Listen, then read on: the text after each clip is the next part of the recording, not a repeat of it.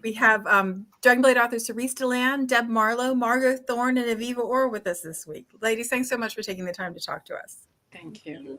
Thanks for having us. So because there's so many of us, we're going to jump right in and start with Aviva's book. Your book is the third book in the Love and Literature series, and it's Love and Liberty. Yeah. Can you tell us a little bit about this story? Yeah, I'm really excited about this book because it was really fun to write. It's also a mystery, so it's got a lot of suspense, twists and turns throughout the plot. And the basic story is the heroine. Her name is Annabelle Leonard. She's a commoner, but her father's very wealthy. He's a wealthy merchant, and he and the stepmother, driven by their stepmother, they decide to arrange a marriage for her to a viscount.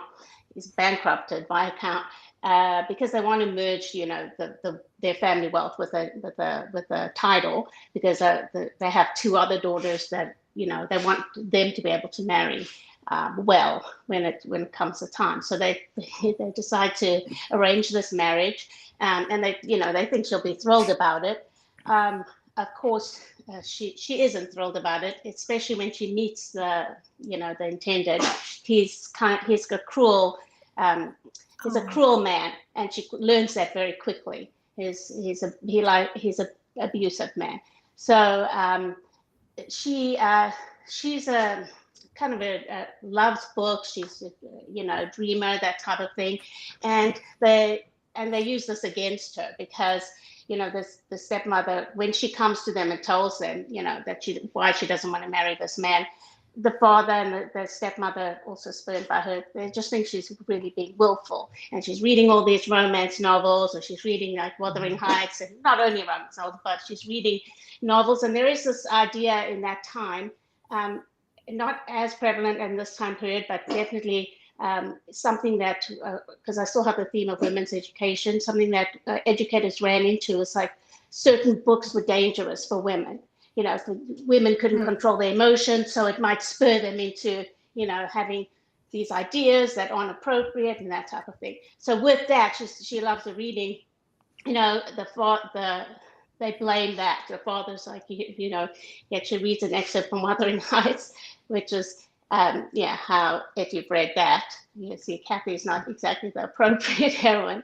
And he thinks she's being willful. He just burns all her books and destroys them, and he tells her, "You're gonna, I have there's a book burning scene." And man. I'm gonna cry early on then. And he just doesn't want to hear it because he thinks that she is just being a little she's lost in these books, and she's got this fantasy world that she thinks it's not real life. So but this is a real problem, this man that they're marrying off to. So she needs to plot her own escape, and she does end up running away with the aid of her nanny. It's her lady's maid now, but she's been with her since she was born, and she helps her get away. And she does go to Canterbury, where we see the other characters from the other books come in, because Violet owns a school there now, and Otley works there too. And in the meantime, we've got Henry, who is from book 2, Henry Hudson. He's a baron, and he is actually the nemesis of this one she's supposed to marry. Lord Craventhorpe is his name. But Henry's been on a downward spiral because he's had his own family secrets that have put his title into question. So since book 2, he's been on a downward spiral, and he goes to Canterbury as well, at the behest of his cousin Ottilie, who's trying to, she's worried about him and all the trouble. He keeps getting into trouble, and Jack and Ottilie, they try to help him rehabilitate himself, and so they let him volunteer at the ladies' college, and he does meet Annabelle Leonard. But at this time, she's calling herself Anne Crawford, and she's posing as a widow. She's got a new identity. Her disappearance is in the papers, but there's no pictures of her. The father hasn't released any pictures of her because he doesn't want, there's no likeness of her, because he doesn't want crazy people coming, looking for her, trying to track her down, and then, ask for money, because he's extremely wealthy. So Henry doesn't know what she looks like. She's got a new identity, everything. He's falling in love with her. They're forming this relationship, but he doesn't know that she's not who she says she is. And it's got very dangerous consequences. A whole bunch of things happen. I don't want to give it away, but there's a lot of twists and turns.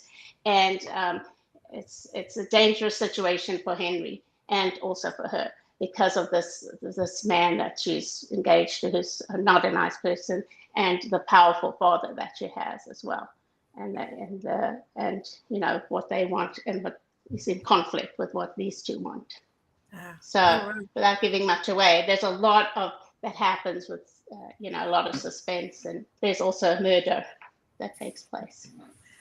I love the idea of a heroine that reinvents herself, you know, that has a chance to start over, and then has, you know, the support of characters that we already know and love to do that. Yeah, that's what I like about writing a series. I mean, I like to have, you know, reintroduce the other characters, but still make it that each book is a standalone. You can read as a standalone. But I love following up with the characters. Yeah. It's really fun. Yeah. I like it when we get to see glimpses of people that we've already met. I think that makes the reading experience that much deeper. Yeah. Oh, fun. So it's quite different from the other books because it's a mystery as well. And it's got there's a murder. Yeah. So it's quite different from the others. But I really enjoyed writing that. So I think I would do that again. I like the mystery element quite a lot. It was fun. Awesome. Yeah. Awesome. So the next book that we have releasing this week is Cerise Deland's book, and it's Lion's Perfect Mate, which is part of the Lion's Den series. And the dude on the cover of this one, he looks so angry.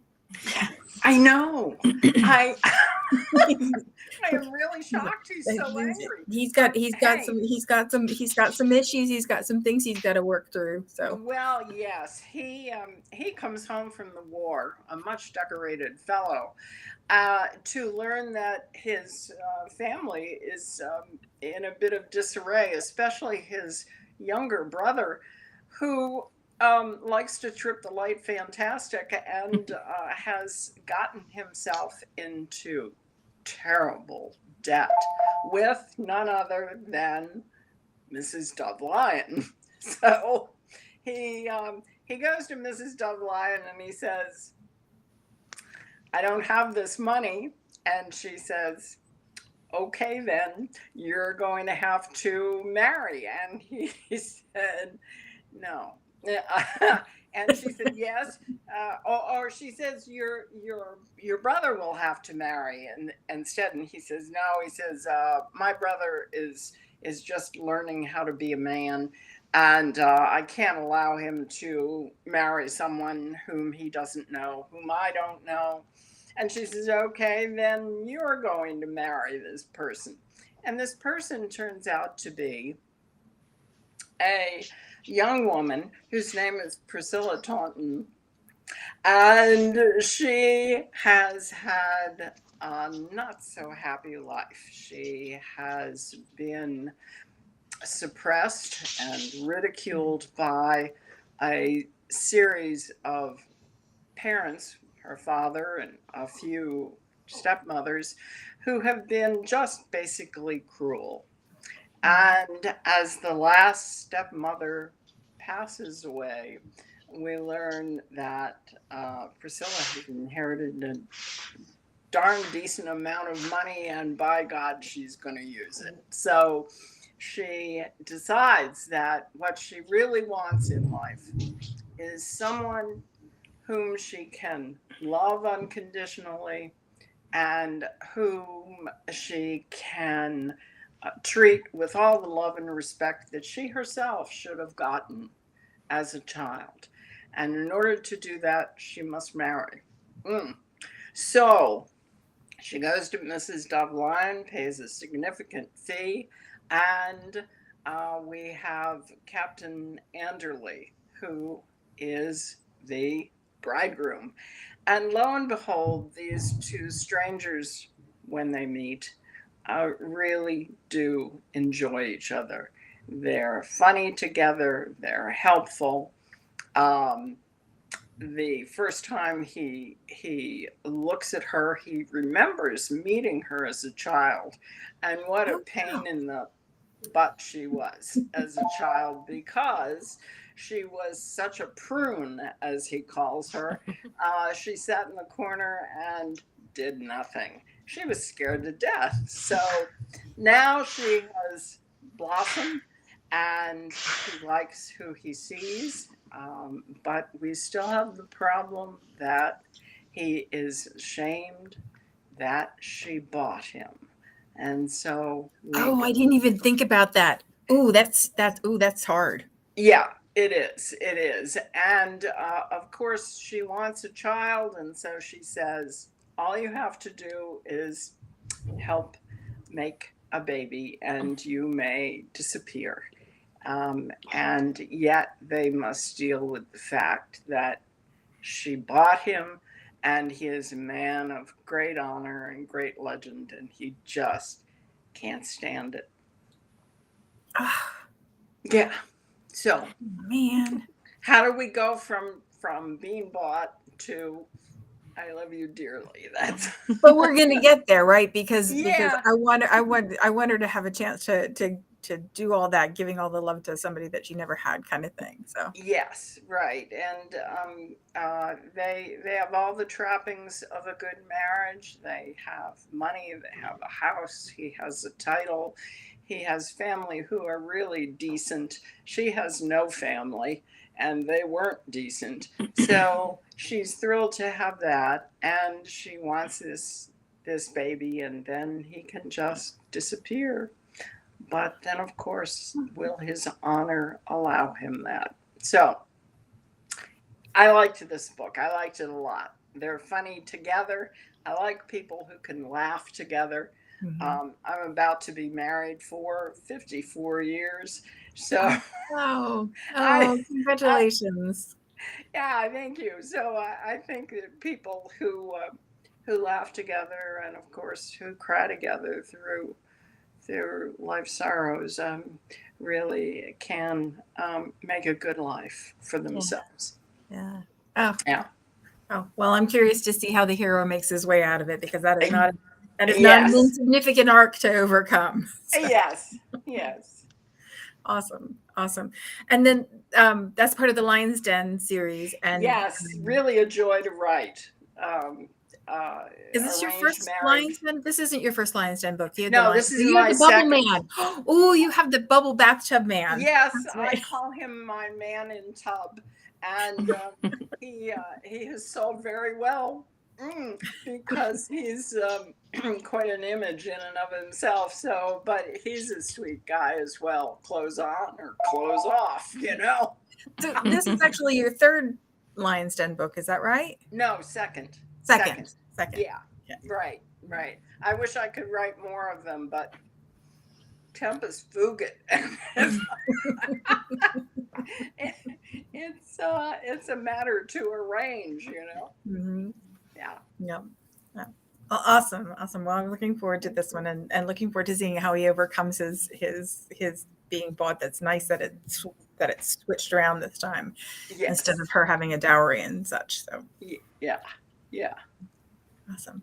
So the third book that comes out this week is Margaux's book, and it's Night of the Wicked Heart, and it's the third Eglinton Night series. Yes, every time. Yeah, Eglinton Night series. Me up every time. No, me too. Can you remind for people who haven't heard about the Eglinton Nights, can you remind everybody about that while you tell us about the book, because that's quite a thing. Yeah, so it was a medieval tournament that was concocted in 1839, but in direct response to the new queen coming aboard and to a shocking sort of lack of pomp and ceremony to her coronation.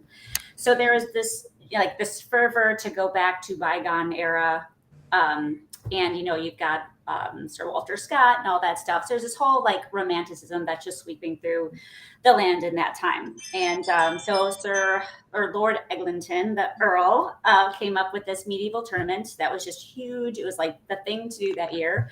It's a real thing that happened. It was this really cool comedy of errors, I should say, that happened, but it was pulled off at the end. But a lot of crazy things happened in between. I just thought it would be a really good sort of backdrop to a series. So in the third book here, we've got Lady Louise, who is the sister of the Marquess who was in the first book. And she actually doesn't want anything to do with the tournament. Unfortunately, her mom doesn't like that so much. She's a lady of a suitable age, and she wants her to get married. And so she pulls some strings, and she gets her to be a lady in waiting to the Queen of Beauty of the tournament, which is a big deal. Naturally, she doesn't want anything to do with it. And she goes up to a leading editor, leading newspaper, and says, you know what? I want out of here.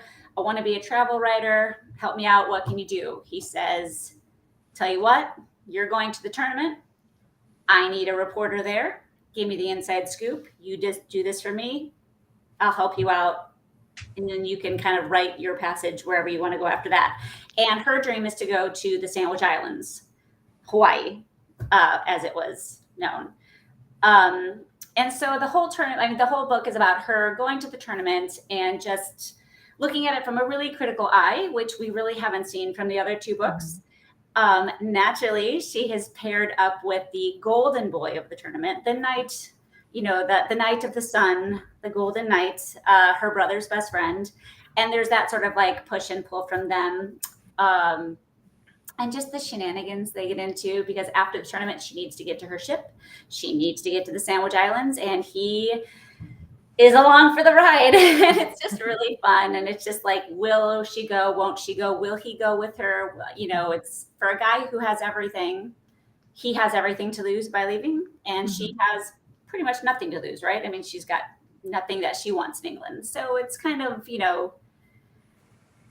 you go? Is it better to travel and create these dreams, or is it better to stay with these dreams where you are?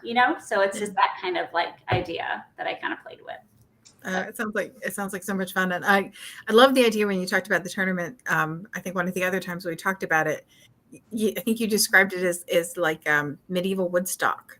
Yeah, something like that. Yeah, I mean, it was like, it's a Renaissance fair on steroids. I mean, it really was. I mean, you had 100,000 people show up out of nowhere with nowhere to stay, nowhere to stay. And then, of course, like there's this giant rainstorm that happens in the middle of Scotland out of nowhere, and no one had any place to go. So it's just, like I said, a comedy of errors. I mean, they pulled it off in the end, like a few days later, but it was just one big mistake. But, the people that were there had a great time. It was like Woodstock. Yeah, some people who were in the mud had a great time. Some people were, some people didn't. So in the end, though, what's really fascinating is Lord Eglinton, he got, just murdered in the press, right? Like the reporters just went nuts on him. Everyone was just like, oh, such bad planning, XYZ. And he ended up having like a brilliant political career. Like he didn't eat this at all. Like he went virtually bankrupt, but because most of the people had such a good time, they kind of let him off the hook for it. Like, you're not such a bad planner, but you're kind of a fun guy. We like you. And he had a great life after that. Like it's amazing how men will sort of get away with things. Failing upwards. Wow. Failing upwards. Exactly. So Margaux, I just want to interject real quick. You're totally reminding me of a snippet that some entertainment snippet I saw earlier this week. There was actually a jousting tournament in the UK. I think it was this week or last week, and Tom Hardy showed up and competed and like blew everybody's minds. Deb, I am going to go look that up because we're going to have to go find pictures. Yeah. He's my freebie cheat with my husband. He is, if Tom Hardy asks me on a date, he's the guy I get to go with. He's on your list. Thank you. Awesome. I'm so sad I haven't seen that yet. Yeah, we will scoot off to the Google when we're done. Yes, we will. Well, that sounds like so much fun, and what a fun place to set a series. Thank you. Yeah. Interesting idea. So the fourth book that we have releasing this week is Deb Marlowe's Murder on Mirrored Lake, and it's the fourth book in the Keir Levitt Third series. book, yep. Third book, that's right. Everybody's book 3 this week. I couldn't have planned it that way. Yes, I'm joining the third book club today. So what are Keir Levitt up to? Oh, well, okay. So this series is a mystery series with a slow burn romance. It's set in Victorian London. I'm having so much fun with it. And these characters are I'm just having a ball. Niall Keir is a forge artist. He is a giant blacksmith of a guy who creates amazing art in his forge. And I love exploring all the stuff that he does. And I love dreaming up the stuff that he makes. It's just so fun. And Cara Levette is, I love her. She's super left brain, right brain. Like, unlike me, I am not mathy at all. Like, I can do biological science, but like physics, I have a son who is a physics major. I don't know where he got that. Not from me. Definitely from his dad. But she's very left brain, right brain. She's very good at math and science, but she's also got an artistic soul, and she creates automatons. And which are fascinating. Like, that whole idea is like just way more involved than I realized it was. And it's so interesting that this was really going on, in the in the 18th and 19th centuries. Just fascinating, the things that were created, and I've had a lot of fun exploring that too. But so this, it's a slow burn romance. So I'm getting the chance to do a really deep dive, not only into their characters, but into their romance. And I'm really enjoying that. So it's, there's a lot of ground for not only adventure and mystery, but a lot of room for like secrets for character. Niall has secrets, and for 2 books people have been clamoring to know what are his secrets, and finally this is the book where we're going to find out like, what is his deal. Something has been holding him back from really connecting with her, even though they really do have feelings for each other, and we know that it's something in his past, but we don't know what it is until now. So that's finally coming out, and now the barriers are removed. What's going to happen with the romance, So I really it's a fast-paced book. There's a lot going on, but I just had a great time writing it. I hope everybody loves it, and I hope they are happy to finally find out the secrets. And I really delved into the international politics of the day, and things are far deeper than they expect to find, and it's just been really, really fun. And I love working real history and real historical objects into my stories, and I've had a great chance to do both of those with this book. So can't wait for people to read it.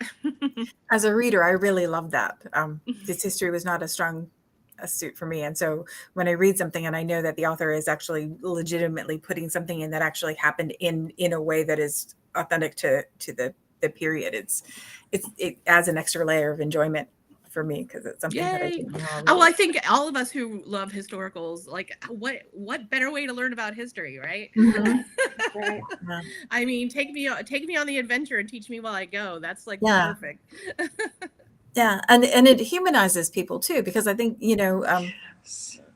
with maybe less skilled history teachers, you end up just remembering things, like just memorizing things over and over and over again without the real connection. And every time I get to talk to you guys and hear bits and pieces of things, it's like, oh yeah, those were real people that were doing the real things that it's like it's a whole different thing. So yeah, I had an amazing history teacher, but now I think I do sometimes think this, like, there's so many more tools now, like for teachers, like movies and websites, and just there's so much more interest now in what happened in the past, and I love that people are willing to explore that. Yes. And I think I love that there's so many more vehicles for us to do it. It's not just a dry timeline of dates, right? We can go, oh, this is what the Regency looked like, and this is how the Victorians were different, and Vikings, and everything. I love that. So, and my kids are big. I've turned them into big history nerds too. So, and they've turned me. We've always been popular culture geeks, but we had to throw in the history too.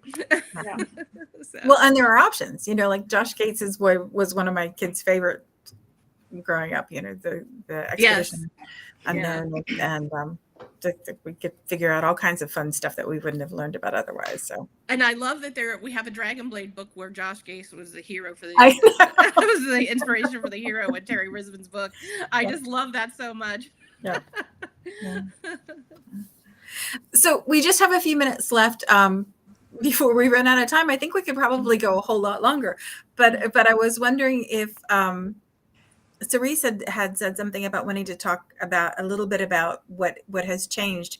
Some when I talk to authors, some people are just starting out with 1 or 2 books under the belt, and some of you have like 150 books under your belt, and it is an industry that's changing really quickly. There's always something new coming, and with AI in particular, there's Yes. there is a push, and I think one of the reasons that we do these talks is so that our readers get to know you, because they get to know you, they get to get attached to you in the way you tell your stories, and it's an interaction, which is that kind of fundamental sit around the fire telling stories to each other thing that is part of us from Human. That is part of what makes us human. So. Yeah. So I wondered if maybe we could take a couple minutes and talk about that. Yeah. This is a real narrow topic, Yeah. Yeah. I started writing 43 years ago, and it took me 10 years to be published, mainly because, one, I was working with 3 little kids at home, 1 husband, and 3 bathrooms I scrubbed myself. And when I finally got a contract, it was much easier after that. It was as if you had proven that you could speak the Queen's English, now the King's, but then the Queen's English. And the emphasis there was to write, among many other differences between then and now, is the fact that you should write, we were told, 1 to 2 books every 6 to 9 months, because there was turnover and copy editing and all of this typesetting and so on. Long production lead times. Right. Took so much time and effort and manpower, man hours or women hours. And today, of course, there are so many people who can just, write quickly. And many people do write a book a month. And I am always astonished that they can produce it and do it as well as they can. And many of them doing it all by their lonesomes. I am really astonished. I think one of the things you said, it took you 10 years to have a contract. I think one of the things that we don't talk about, and that might be something that it's good for people to know, is how many books you have in your drawer before they're ready to see the light, because it's like learning how to do anything. And I know, Margaux, I think you crochet. Yeah. Which I really love and I'm terrible at. I mean, but it takes a certain amount of repetition to get to a level of mastery. Yes. And I think that idea that you write your first book, I think as readers, we come to authors and it's a flash. This is this person's first thing. And you think that's their first thing. And it's like, no, really, they have 7 like checked over here that they had to do first before they got to the point where they could do that. And I think that that's something about the, like moving through your career as an author and gaining a level of mastery. That's Yes. I think in the beginning, I really did not understand how active my verbs, for one thing, had to be to satisfy my own level of action and drama. And now, of course, a verb is a marvelous thing to have, because there are only 2 forms of the verb to be or not to be. That is the question. And I think, therefore, I am. Those are the only 2 ones that work. Everything else has to be better.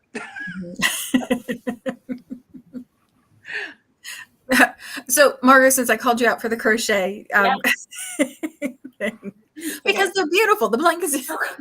I'm taking a break. My wrist hurts so bad. I'm taking a break right now for a while. But did you write for a long time? Did you write as a child before you started writing? How did you come? Yeah, I'm 40. Let's throw it out there. So I've been writing. I was a journalist. I went to journalism school. I worked as a journalist after college. So I always was doing that writing. I think I always wanted to be a creative writer. I think a lot of journalists do, but growing up the way I did, it wasn't practical enough. You need to have a practical job and a job like that. So I went into journalism, which was great. Loved it. But then I had kids, and I do have kids, and they're little, and I stayed home with them. But they started school full time maybe a couple years ago, and that's when I'm like, you know what, I've got a chunk. I've got a 4-hour chunk here of no one bothering me. I don't have any bathrooms to clean. They're done.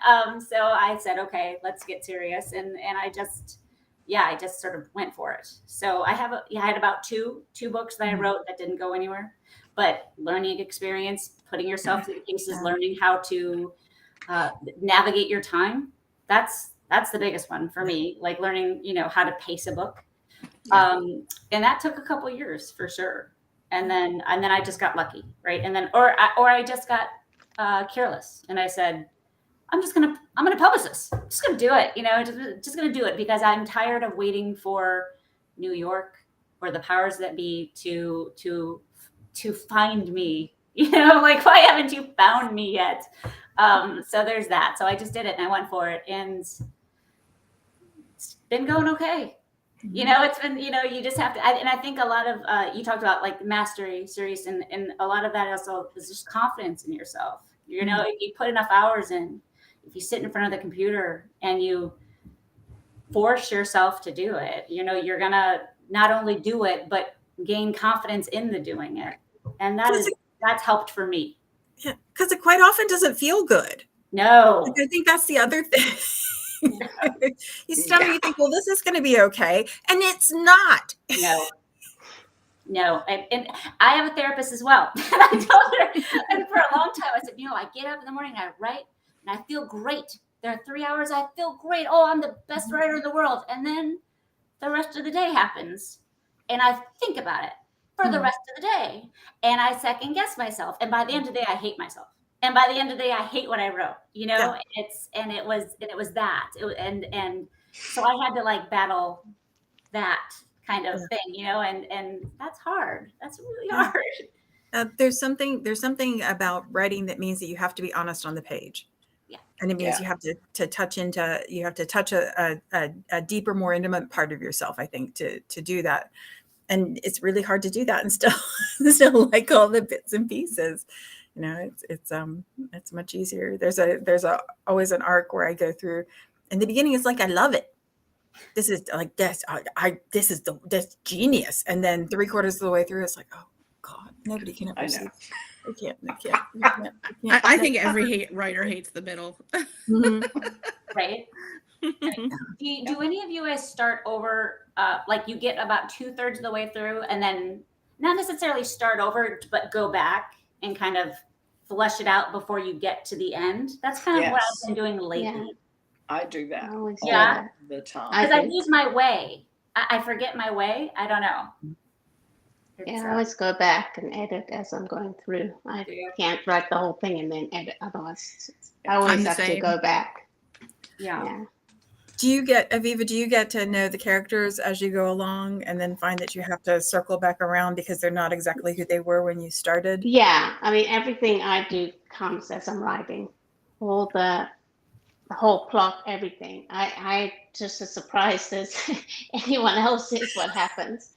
I have to get into that flow, and then once I'm writing, more ideas come. But I can't sit down with a blank paper and say, like, oh, this is going to happen.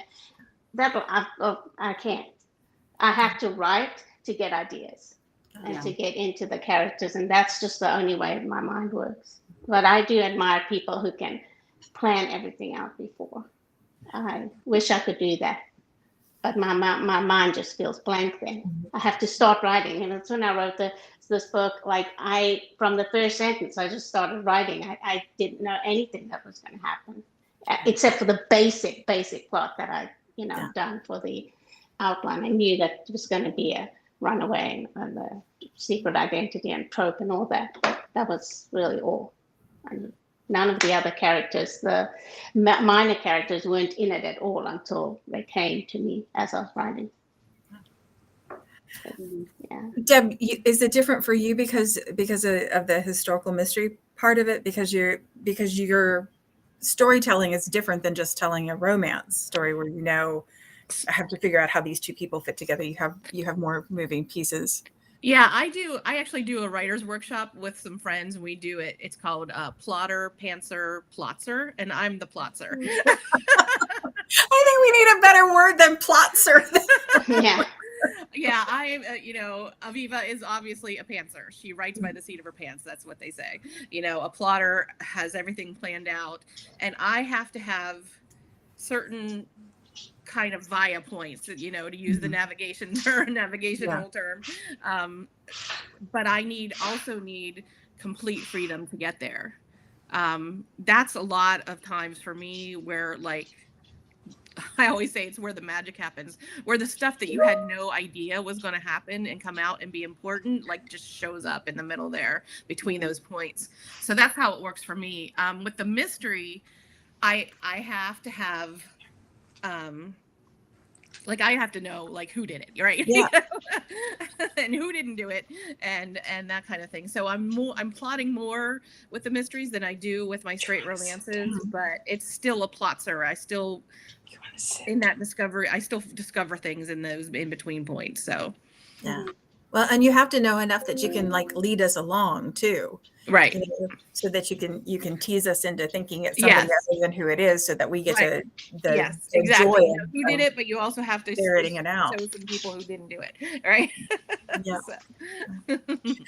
Ladies, we could talk all day. And if you want to hang around, I'm happy to do that. But we have run over time. I want to make sure that I take a minute to remind everybody this is going to air on Friday, and Saturday is the Lion's Den party for Night of Lions release. So you want to make sure you pop by on the Dragonblade Facebook page, because all the authors that are releasing in the Night of the Lions anthology will be there talking about all things Lion's Den and playing games and giving out treats. And you want to make sure you register for the raffle copter too, because somebody has to win that awesome prize, because every time I see the graphic, I want it. It's got masks and it's got a bag and it's got cards and it's like all Lion's Den-y, and I have such envy. So make sure you register for the raffle copter and join us for the party. I will make sure to pop the links for all of this week's books in the comments so you can grab them. And you can either start the series in the beginning, or you can start with book 3. They can all be read on their own. And because they're all in Kindle Unlimited, or Deb's will be in Kindle Unlimited shortly after, you'll be able to read there if you'd like as well. So, Okay. Ladies, thanks so much for taking the time to join us. We really appreciate it. Thank you. Thank you. Bye, guys.